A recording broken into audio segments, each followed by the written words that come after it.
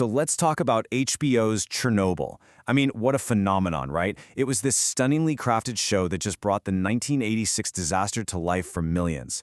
It swept all the awards, and everyone is praising its chilling accuracy. But here's the thing. While the series absolutely nailed the horror of it all, it also took some pretty big artistic liberties. So that's what we're going to do here. We're going to separate the incredible drama you saw on your screen from what really happened. Now, first things first, you have to give them credit where it's due. The creators of the show were absolutely meticulous about recreating the look and feel of the 1980s Soviet Union. I mean, from the control panels and the firefighter uniforms to the cars on the street, the attention to detail was just incredible. But, and this is a big but, that's the thing about historical drama, right? It's still drama. To make a story like this work for TV, the writers had to bend the facts a little, timelines got shrunk, different real-life people were combined into single characters, and those really intense moments, they were dialed up to 11 for maximum emotional impact.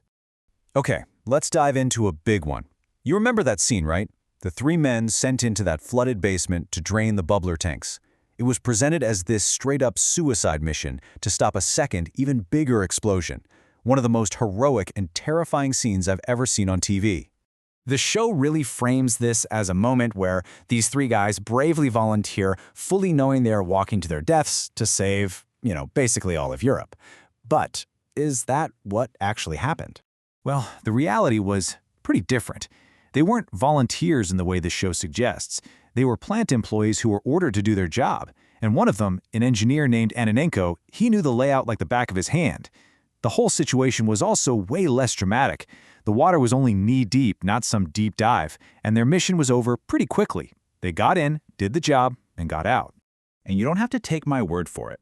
Here's a direct quote from Alexei Ananenko himself. He basically said there was no fumbling around in the dark. The valves had labels, they weren't jammed, and they opened them easily. Now, were their actions still incredibly brave? Absolutely. But the whole context, it was just very different. And look, here's the final nail in the coffin for that suicide mission myth. Far from dying within weeks from radiation as early stories suggested, Boris Bernov lived for another 19 years. And get this, as of today, both Valery Bespalov and Alexei Ananenko are still alive. So an unbelievably heroic act, for sure, but the suicide mission of legend, not so much. So you see this pattern, right? Changing the details to heighten the drama. And it doesn't just apply to events, it also extends to the main characters. The show took real complex people and kind of simplified them into heroes and villains to serve the story. Let's take Valery Lagasov. He's basically the conscience of the whole show. In the series, he's an expert on this specific type of reactor, and he gives this bombshell speech at the big trial at the end. But in reality, he was an inorganic chemist, not a reactor specialist. And that famous courtroom confession, he wasn't even at the trial. That whole scene, it was created completely for the drama. Oh, and this scene. I mean, who could forget this heart-stopping moment? You've got the helicopter dropping sand onto the exposed reactor core, and then suddenly it just falters and crashes. The show makes it seem like the intense radiation literally fried the helicopter right out of the sky. So here's the truth. A helicopter crash did happen, but the show plays with the timeline, moving the event up by over 5 months and completely changing why it happened. It wasn't radiation that brought it down. The chopper's rotors simply clipped a crane chain. It's a perfect example of taking a real event and, let's say, re-engineering it for the story. And then there are the Tula miners. Wow. The show has the scene where they're all working completely naked in the tunnels under the reactor because of the insane heat. It's a really shocking, really memorable image. But according to people who are actually there, it's a gross exaggeration. I mean, was it incredibly hot down there? Yes, absolutely. And did some of the guys take their shirts off? For sure. But the idea of the entire crew working in the nude, that's another bit of fiction for the screen. Okay, so beyond tweaking characters and events, the show also took some liberties with the science of the disaster, especially when it came to the invisible threat of radiation. It was often treated more like a Hollywood movie monster than a real physical phenomenon. You know how the series implies that radiation is contagious, kind of like a virus? You see nurses afraid to touch victims and families separated by these plastic sheets. Well, in reality, that plastic was there to protect the patients. Their immune systems were completely wiped out, so the sheets created a sterile environment to keep them from getting infections from the outside world. Radiation itself is not contagious. But where the series was dead-on accurate was in identifying the core truth of the disaster. The ultimate tragic cause of the explosion was a catastrophic design flaw in the RBMK reactor itself. It's mind-boggling, really. When the operators hit the emergency shutdown button, the graphite tips on the control rods actually increased the reaction for a split second. That tiny moment created the power surge that blew the whole thing apart. So when we talk about the human cost, let's look at the official numbers. The United Nations attributes 31 deaths directly to the accident and its immediate aftermath.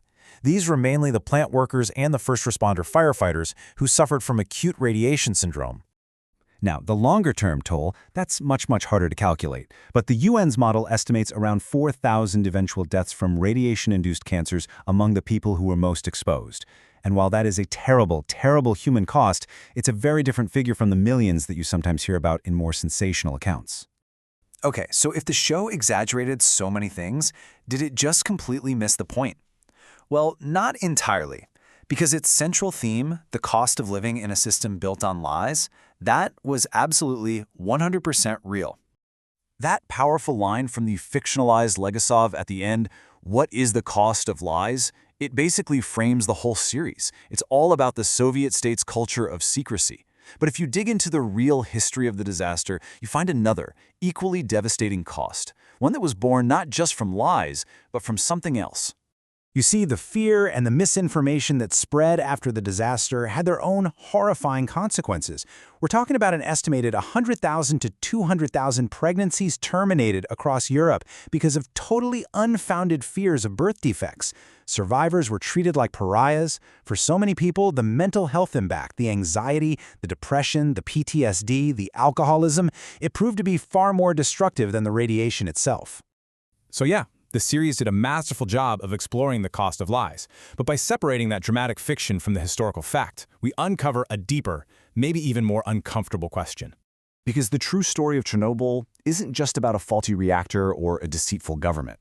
It's also a story about how fear of the unknown, fear of the invisible, can become its own kind of disaster, one with a devastating human toll that lasts for generations.